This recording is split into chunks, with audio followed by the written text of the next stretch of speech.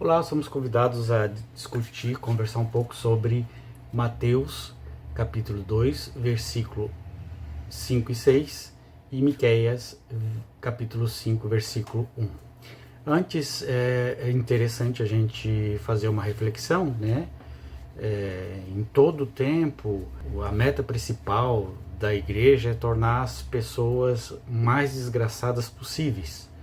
Daí a ideia de pecado e de culpa para criar uma raça de pessoas escravas e castrados de pensamento. As pessoas que estão na igreja não pensam aquilo que a igreja diz, aquilo que a tradição diz, aquilo que os seus líderes dizem. Assim, tolhida toda a liberdade de pensamento, torna-se muito mais fácil, não é, mais maleável as pessoas nas mãos da igreja.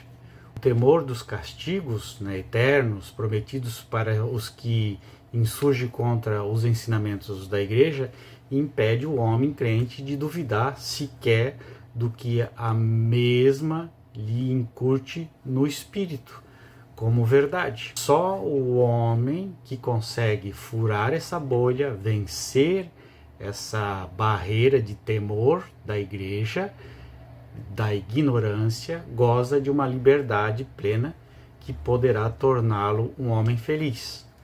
Portanto, é preciso ver que os evangelhos e as profecias do Antigo Testamento não dizem a mesma coisa. O evangelho para os cristãos é texto, é palavra de salvação.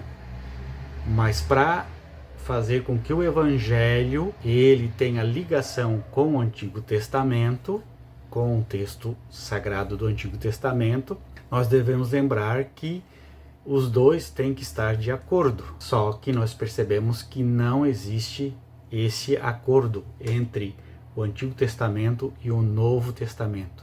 O Antigo Testamento não tem nada a ver com o Novo Testamento. A ligação do Novo Testamento com o Antigo Testamento é uma ligação forçada da igreja, dos primeiros cristãos. Diz assim o texto, Mateus 2, 5 e 6.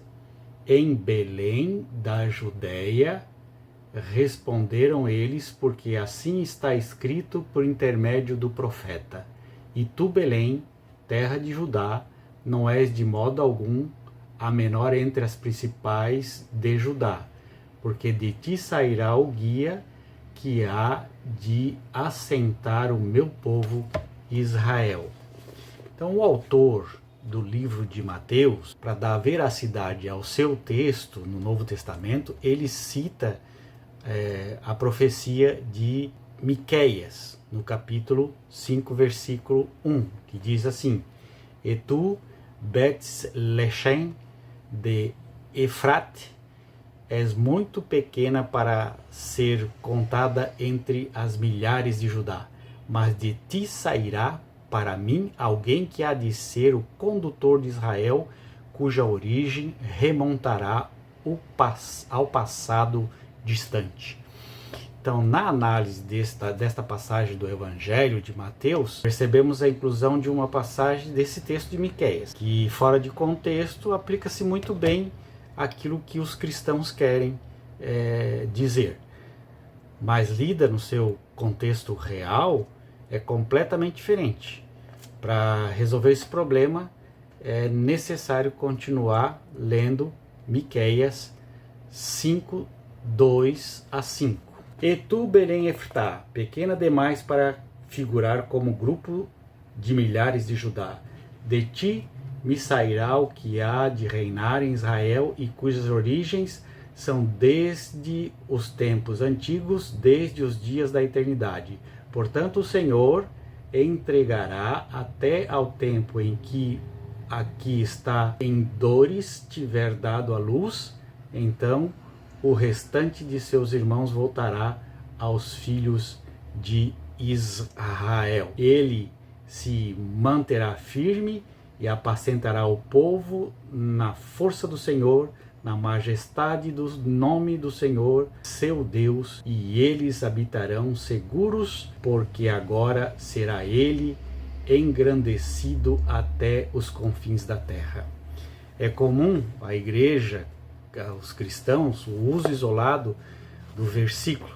No entanto, lendo o profeta Miqueias em todo o seu contexto, como agora a gente fez, não isoladamente, fica claro que não é o Yeshua, não é Jesus que se está falando, e sim de uma pessoa que livrará o povo de Israel da Assíria. Jesus, por acaso, ele livrou o povo de Israel da Síria? Logicamente que não. Só a título de suposição, se esta passagem tivesse falado, ou estivesse falando realmente de Jesus, apareceria para os cristãos mais dois inconvenientes para explicar. Por exemplo, primeiro, quando Jesus viveu em Israel, era subordinado a Roma. Então, como Jesus livraria o povo judeu de uma Assíria? Pois é o que está escrito no livro de Miqueias, Miqueias 2-5. Jesus não faz isso. Então aqui já aparece o primeiro e grave inconveniente pelo uso mal intencionado desse versículo. O segundo, Jesus nasceu, viveu, morreu e Israel continuou subordinado a uma nação estrangeira. Então, como explicar o resto do não cumprimento dessa profecia? Estas são as perguntas para serem feitas aos cristãos. Perceba que apenas lendo a Tanakh dentro do seu contexto, a messianidade de Jesus desaparece sem muito esforço. Fazendo um exame dessas passagens, não revela o nome de quem irá dar à luz e quem nascerá para apacentar os israelitas.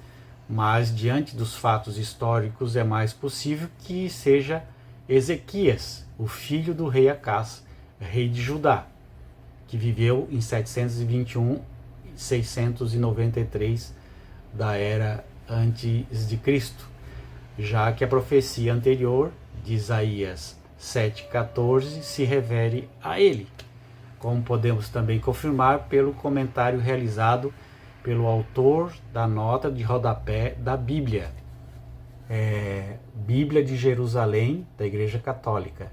Diz assim a nota de rodapé: trata-se da mãe do Messias. Talvez o profeta pense no célebre oráculo de Alma, Isaías 7,14, pronunciado por Isaías uns 30 anos antes. Então até a Bíblia de Jerusalém, uma Bíblia escrita pelos cristãos católicos, corrobora com a ideia de que esse texto não se refere a Jesus.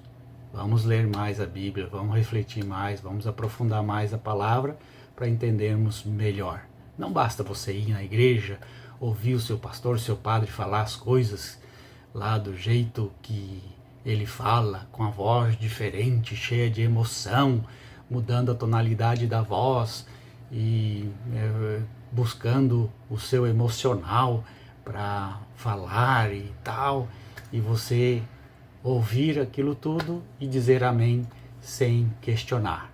Questione, gente, leia, aprofunde o que está escrito, vá buscar estudos teológicos, hermenêuticos, que possam trazer aí uma noção, uma compreensão, uma reflexão melhor da palavra que nós dizemos que é palavra de Deus, que está na Escritura Sagrada. Precisamos buscar uma leitura mais aprofundada, crítica dessa palavra e não cair em qualquer conversinha de qualquer pessoa. Se você for olhar aí os estudos dos padres e dos pastores, são todos estudos que vão de encontro às suas teologias, às suas visões apologéticas. Não são estudos literais da palavra. Busque a literalidade da palavra e você vai encontrar a verdade. Um abraço, tchau.